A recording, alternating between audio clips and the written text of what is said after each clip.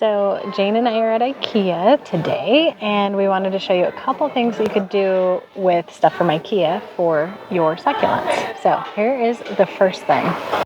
So all throughout IKEA, they have all these trays and different things, and they have these all over the place, but we're at IKEA, so I'm thinking about it. But these would be perfect for collecting succulents to put on like your table or a shelf. Since you want them to have a drainage hole, you can put them on trays, one to help you move succulents from place to place, and then also to prevent water from getting on your table or your shelf or wherever they are from the drainage holes. So just a really quick tip to look for these whether you're at IKEA or somewhere else, and it's just a good way to group succulents together and then also keep your surfaces protected from those drainage holes.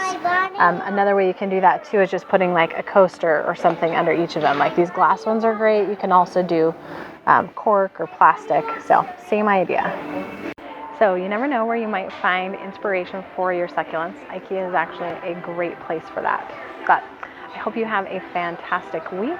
And if you want to see more tips like this, you can head over to succulentsandsunshine.com/club and join our Succulent Lovers Club, where we have the archive of all of these succulents and seconds videos, as well as different classes on how to care for succulents, going more in depth into different topics. So love to see you there. Talk to you later.